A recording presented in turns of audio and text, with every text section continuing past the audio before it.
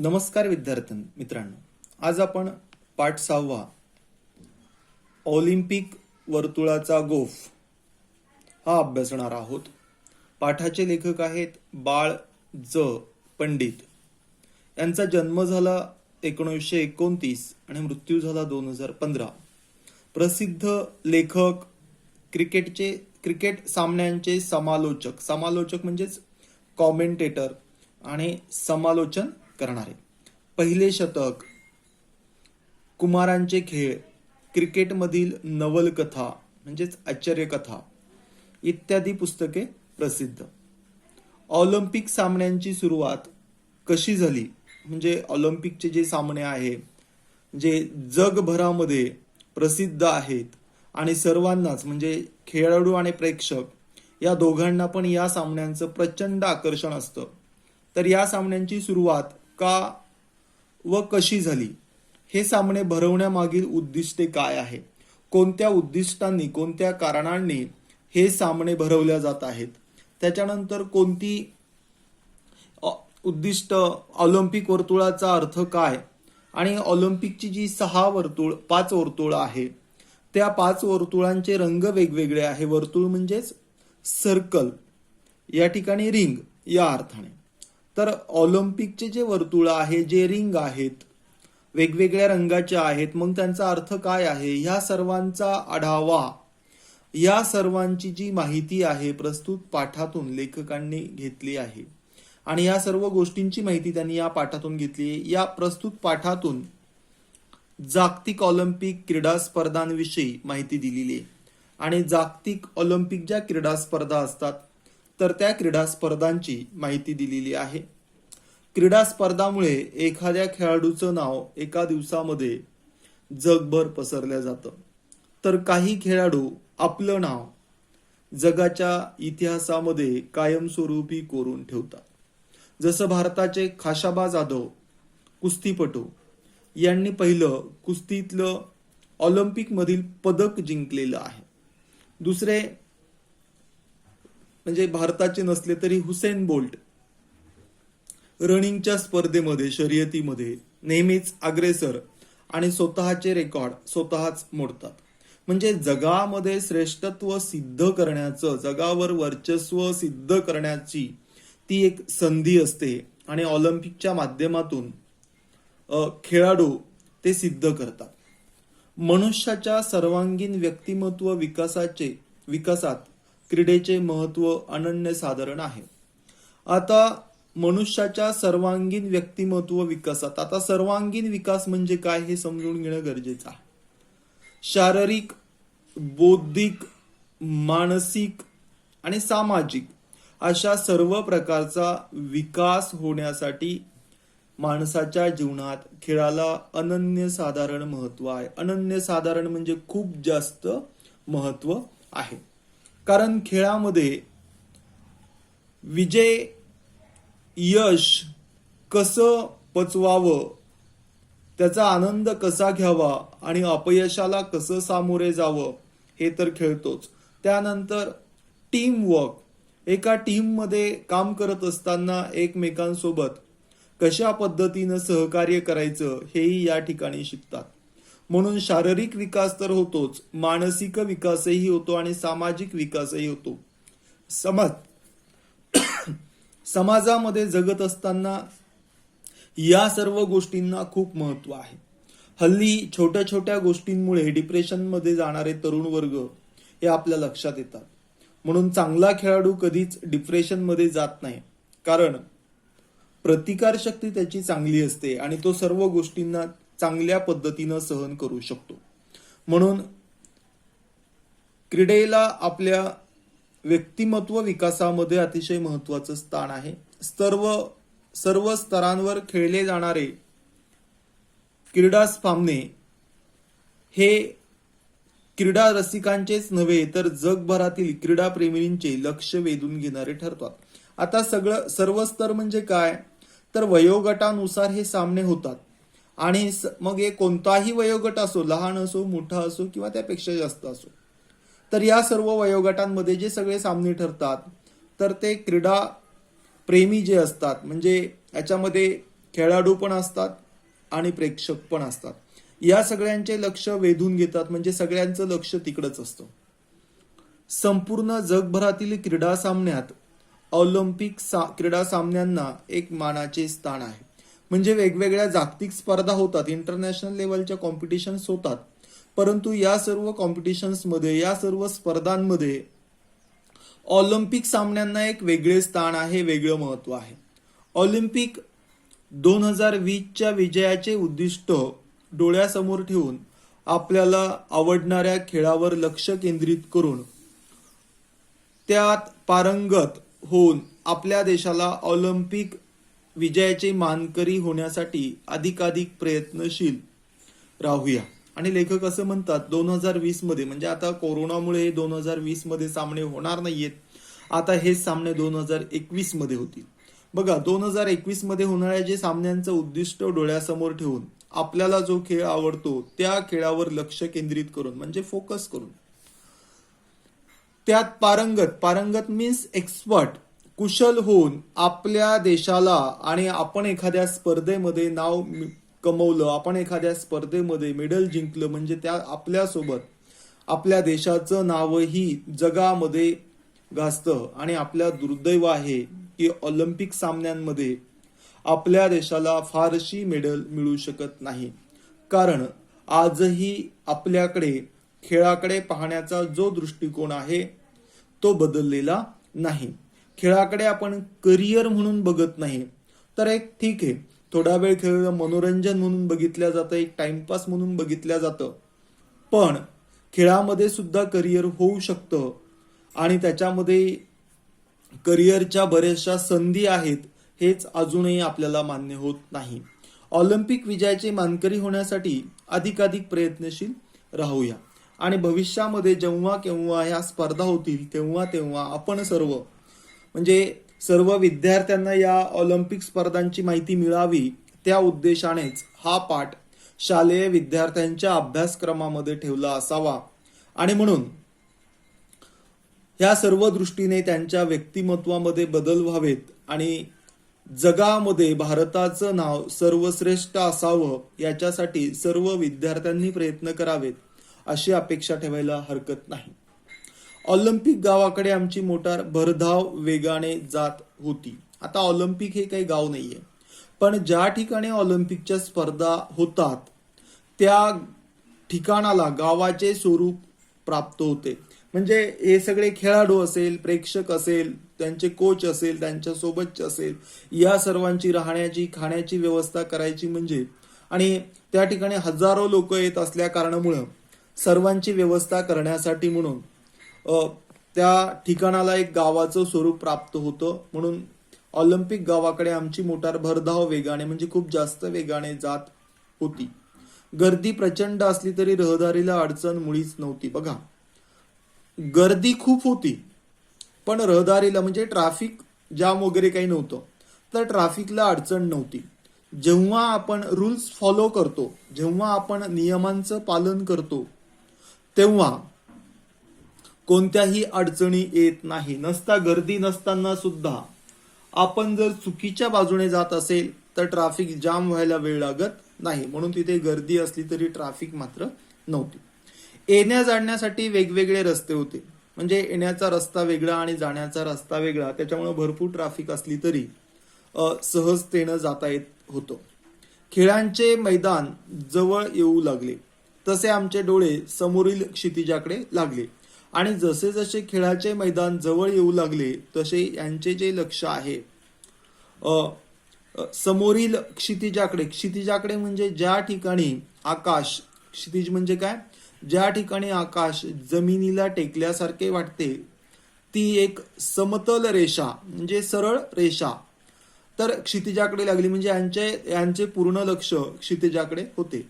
खूपच उंच अशा स्तंभावर, स्तंभ म्हणजे काय, खांब, पिलर, तर खूप मोठ्या अशा स्तंभावर एक भला मोठा ध्वज म्हणजे निशाण, झेंडा, मग याला फ्लॅगही म्हणू शकतो, आणि बॅनर आहे.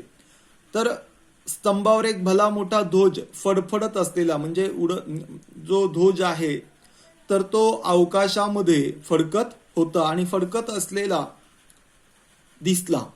आम्हाला दिसला. ऑलिम्पिक सामन्यांचे ते स्वतंत्र निशाण होते. आणि ऑलिम्पिकचे जे काही सामने आहे त्या सर्व सामन्यांचे ते काय होते, निशाण होते, चिन्ह होते. ध्वजावरील पांढऱ्या शुभ्र पार्श्वभूमीवर, पार्श्वभूमी म्हणजे बॅकग्राऊंड, पांढऱ्या शुभ्र म्हणजे कशा, तर पांढरे स्वच्छ, स्पार्किंग व्हाईट, प्युअर व्हाईट. तर पांढऱ्या शुभ्र पार्श्वभूमीवर, पार्श्वभूमी म्हणजे बॅकग्राऊंडवर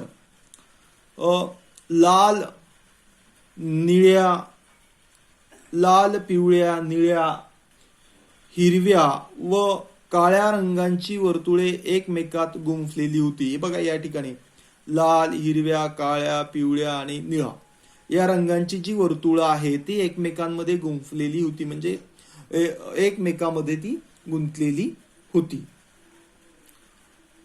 जणू 5 मित्रच हातात हात घालून आपल्या मैत्रीची साक्ष जगाला देत होते. आणि जसं काही 5 मित्रच आपली मैत्री किती पक्की आहे याची साक्ष म्हणजे प्रचिती, विटनेस, एक्सपिरियन्स जो आहे तर ते जगाला सांगत होते की आम्ही किती जवळचे मित्र आहोत. बऱ्याच वेळेला रंगांमध्ये आपण धर्म शोधत असतो, पण रंगांना एक वेगळा अर्थ असतो, त्यांचं एक वेगळं अस्तित्व असतं.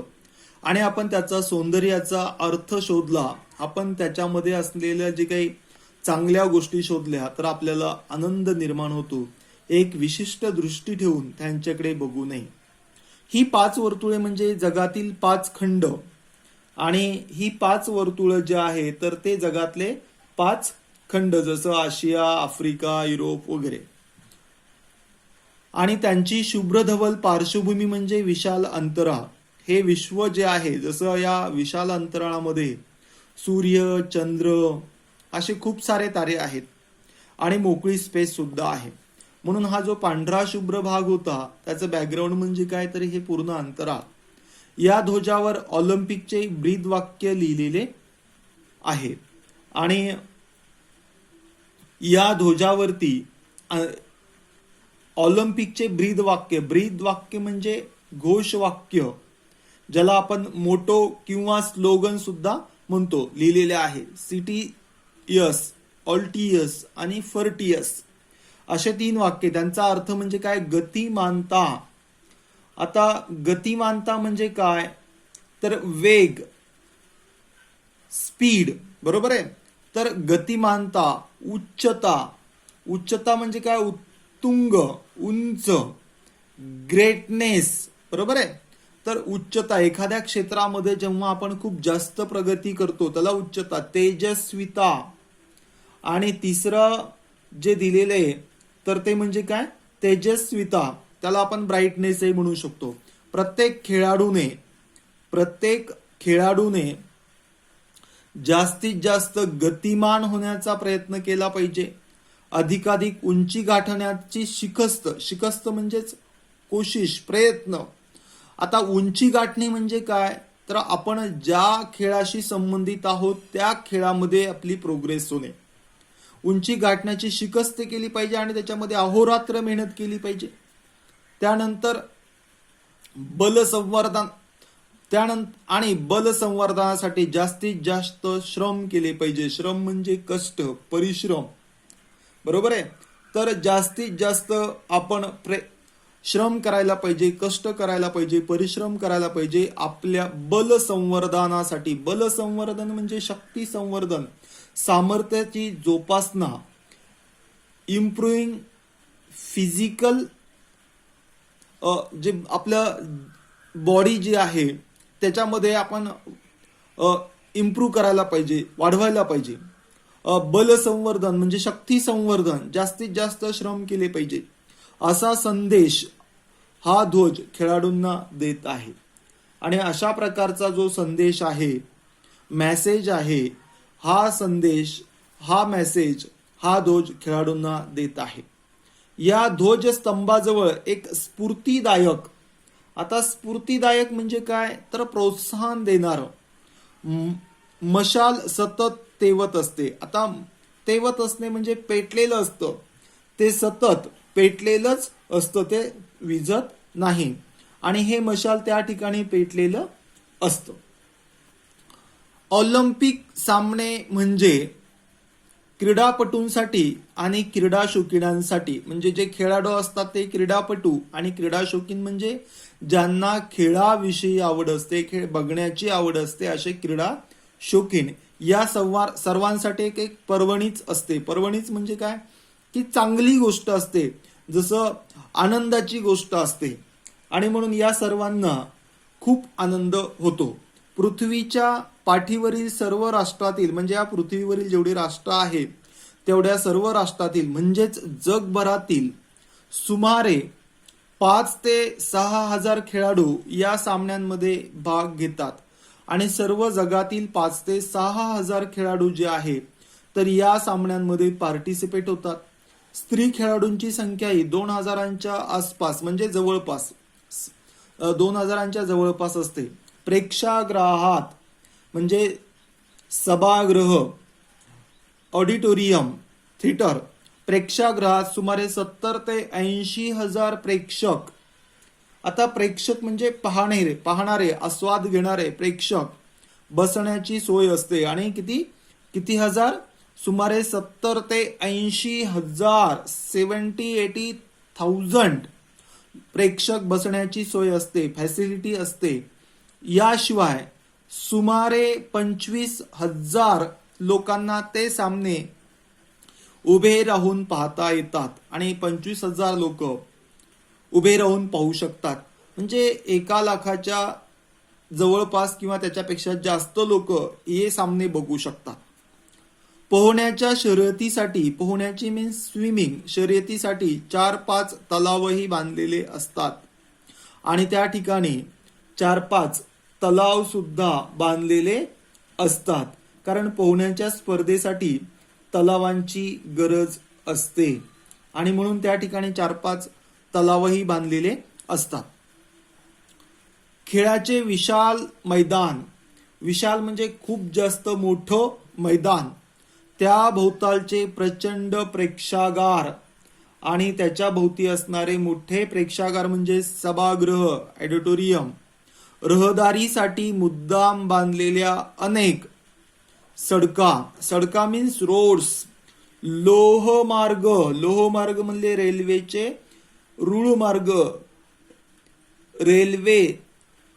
रेल रूट असे म्हणू शकतो. पुरुष व स्त्री खेळाडू यांच्या निवासासाठी, आता निवासासाठी म्हणजे त्यांना राहण्यासाठी बांधलेल्या असंख्य खोल्या, रूम्स असलेल्या इमारती आणि इमारतींसारखं त्या ठिकाणी बिल्डिंग्स ज्याला आपण म्हणूया तर त्या ठिकाणी बांधलेले असतात. वसतिगृहे आणि त्या ठिकाणी मुक्कामाच्या खोल्या म्हणजेच वसतिगृह, गेस्ट हाऊस हे सुद्धा बांधले असतात. प्रेक्षकांच्या श्रम परिहार म्हणजे मनोरंजनाची साधने, रिलॅक्सेशन, श्रम परिहारासाठी सुसज्ज सर्व सोयींनी युक्त अशी विशाल उपहारगृहे म्हणजे हॉटेल, खानपान सेवा, कॅन्टीन म्हणजे जेवणाची वगैरे सेवा त्या ठिकाणी असते.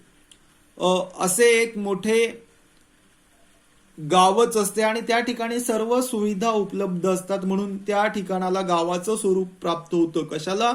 ज्या ठिकाणी ऑलिम्पिकच्या स्पर्धा असतात त्या ठिकाणाला.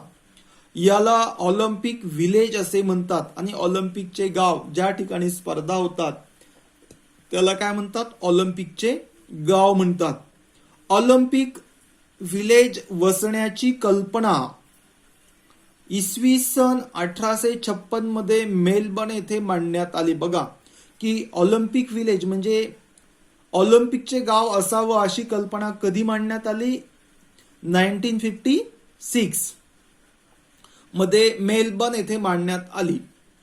ऑलिम्पिक व्हिलेज तिथलेच ऑलिम्पिक सामने दर 4 वर्षांनी होतात आणि त्या ठिकाणी हे जे ऑलिम्पिकचे सामने आहे दर 4 वर्षांनी होतात. हे सामने 5 दिवस चालतात आणि हे सर्व सामने किती दिवस चालतात? 5 दिवस. इसवी सन 776 मध्ये सामने झाल्याची पहिली नोंद ग्रीस देशाच्या इतिहासात सापडते आणि 776 मध्ये पहिले जे काही हे सामने झाले याची जी नोंद आहे तर ती ग्रीस हा जो देश आहे या देशामध्ये, ग्रीस म्हणजेच ग्रीक, या देशामध्ये याची नोंद सापडते, देशाच्या इतिहासात सापडते. त्यावेळी स्पर्धेत यशस्वी होणाऱ्या खेळाडूंचा ऑलिव्ह वृक्षाच्या फांदीची माळ घालून गौरव करण्यात येत असे. आणि ऑलिव्ह वृक्ष जो आहे तर त्याची माळ घालून, फांदीची माळ घालून त्या लोकांचा गौरव म्हणजे त्यांचा सत्कार करण्यात येत असे. जसं आता वेगवेगळे मेडल आहे, त्याच्यानंतर ट्रॉफीज आहे, हे देऊन सत्कार केला जातो. ग्रीस देशातील अनेक शहरे परस्परातील भेदभाव म्हणजे श्रेष्ठ कनिष्ठत्व, आपसामधील, परस्परातील म्हणजे आपसातील भेदभाव विसरून या यशस्वी स्पर्धकांचे प्रचंड स्वागत करत. म्हणजे तो कोणत्या देशाचा खेळाडू आहे हे फारसं महत्वाचं नाही, यशस्वी खेळाडूंचं प्रचंड स्वागत करत या साऱ्यातील खेळाडूंना राष्ट्रीय समारंभाच्या वेळी मानाचे स्थान मिळत असे. आणि जेव्हा नॅशनल प्रोग्राम्स असायचे, समारंभ असायचे, तेव्हा हे जिंकलेले खेळाडू असायचे तर यांना मानाचं स्थान मिळत असे. पुढे ग्रीक सत्तेचा ऱ्हास झाला. ऱ्हास होणे, नष्ट होणे, संपणे. आणि त्याबरोबर इसवी सन 776 नाही तर इसवी सन पूर्व 776 आहे. म्हणजे जवळपास 3000 म्हणजे 2700-2800 वर्षाचा इतिहास आहे त्याला. त्याबरोबर इसवी सन 394 मध्ये हे सामने बंद पडले. आणि इसवी सन किती 394 मध्ये म्हणजे साधारणतः 1600 वर्षापूर्वी हे सामने जे आहे तर बंद पडले. ओके, ठीक आहे मित्रांनो, पुढचा भाग आपण पुढच्या तासामध्ये बघू.